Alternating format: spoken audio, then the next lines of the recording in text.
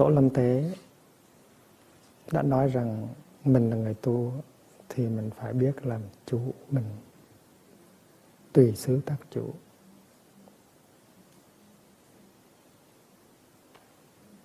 Tùy xứ tác chủ tức là không có nghĩ rằng mình là nạn nhân của người kia.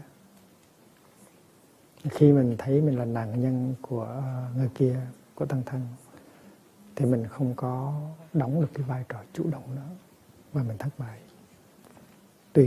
Tùy xứ tác chủ tức là ở trong bất cứ một cái trường hợp nào đi nữa thì mình vẫn đứng về phía chủ động. Nó vậy đó. Rất là hay.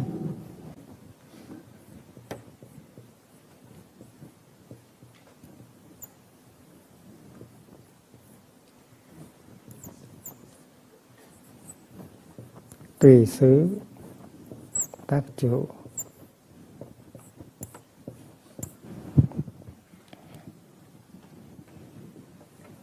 Tùy xứ tức là nó trong bất cứ một cái môi trường nào, một cái hoàn cảnh nào,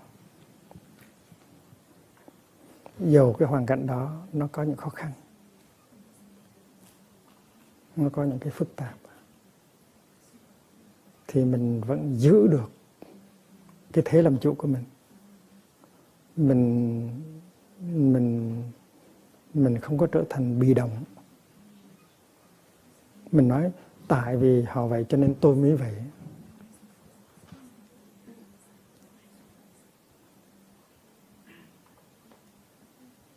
Tại sao anh co rút người lại? Tại sao anh trốn chạy? Tại sao anh không có làm gì hết? Tại sao anh buồn rầu?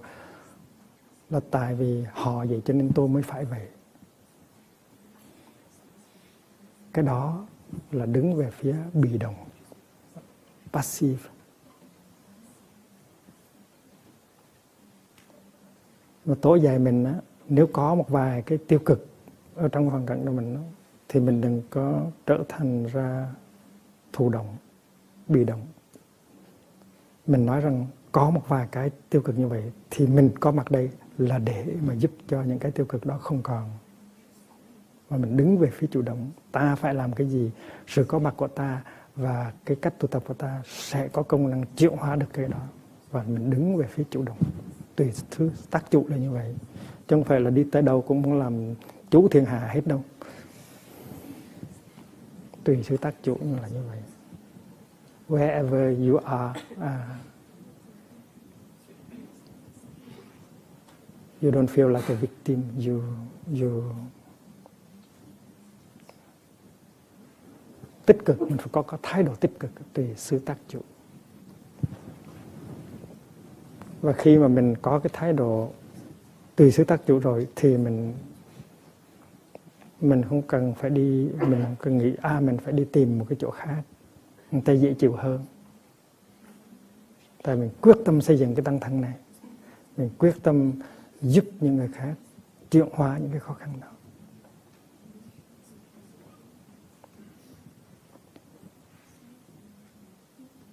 Nó Tổ dạy như vậy.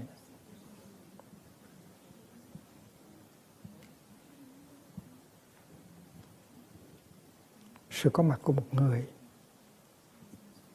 trong cái hoàn cảnh đó nó thay đổi hoàn cảnh.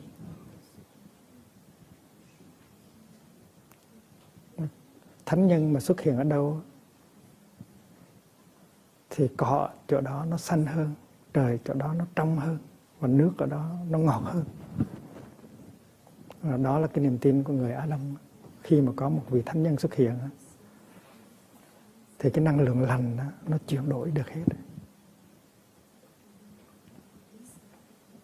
Thì mình phải là một con người nào đó với sự thực tập của mình, sự có mặt của mình ở trong cái hoàn cảnh đó, nó thay đổi được cái hoàn cảnh, nó làm cho hoàn cảnh nó tốt hơn.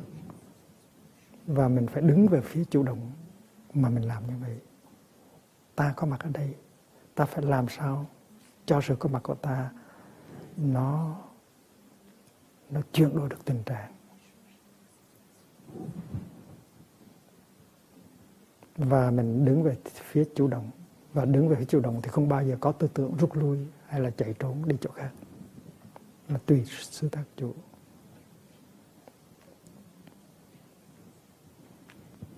Và Tổ cũng dùng 4 cái chữ gọi là lập xứ tắc chân.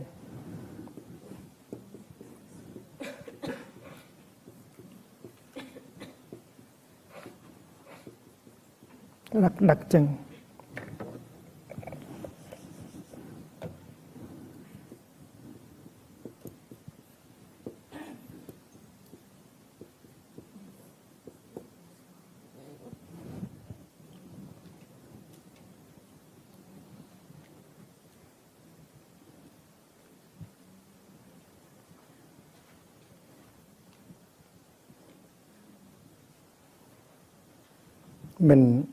Mình ở vào trong cái môi trường nào, trong cái hoàn cảnh nào, mình đứng ở đâu, mình ngồi ở đâu, mình có mặt ở đâu, hoàn cảnh tốt, hoàn cảnh xấu, thì mình vẫn giữ được cái con người thật của mình.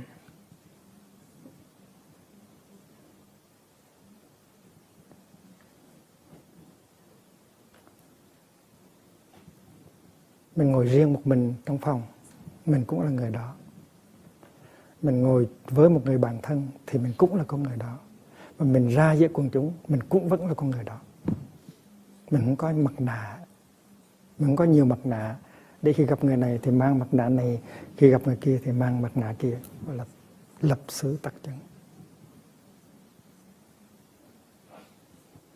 Trong cái bài pháp thoại giao thừa năm nay thì mình có nói tới cái tình trạng Việt Nam, mà trong đó nhiều người trong chính quyền, trong đảng, trong xã hội, trong giáo hội đều có 2 mặt nạ hết.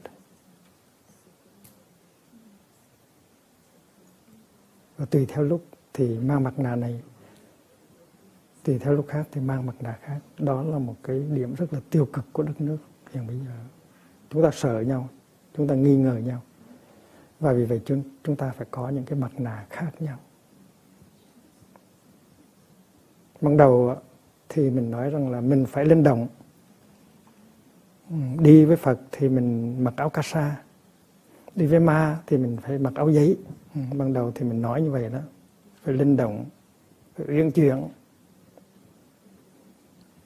Đi với ma phải nói giọng ma. Ai về nói giọng ma một hồi thì mình quen, mình nói giọng ma luôn. Rồi đi với Phật mình cũng nói giọng ma luôn.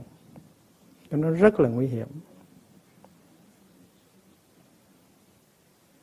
Muốn cho thành công đó,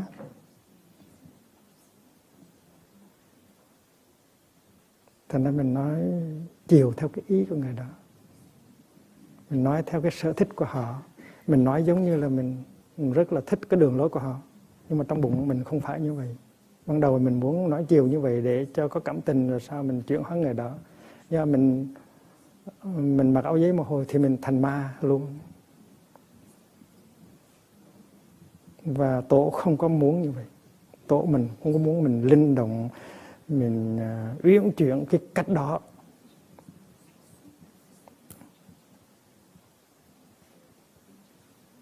Mình lấy cái cớ là mình phải phương tiện. Và vì vậy cho nên có khi mình mặc áo cà sa, có khi mình mặc áo giấy. Ở Việt Nam người ta tin, người ta thương những người quá cố đó. Cho nên khi người thân của mình chết rồi thì mỗi năm mình sợ người đó lành, thành ra mình phải gửi áo quần về. Và có cách gì để gửi áo quần về cõi âm đâu, tôi phải đốt nó đi, phải làm áo quần bằng giấy, đốt về.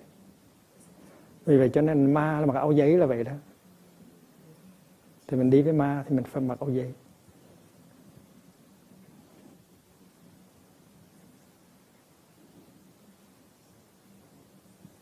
Mình phải là mình, chỗ nào mình cũng nắm được, mình cũng là mình hết, gọi là đặc trưng. Được, mình cũng được cái khả năng mình là mình hết. Trong đời sống cá nhân, trong đời sống gia đình, trong đời sống xã hội, mình chỉ là một người thôi, một người đó thôi. Không, mình không có nhiều mặt. Thì sự đắc chân là như vậy. Và ban đầu thì người ta có thể là không có thích mình lắm, nhưng một hồi người ta thấy được cái con người thật của mình, và họ sẽ thương, họ sẽ kính. Thì mình không cần phải mang mặt nạ.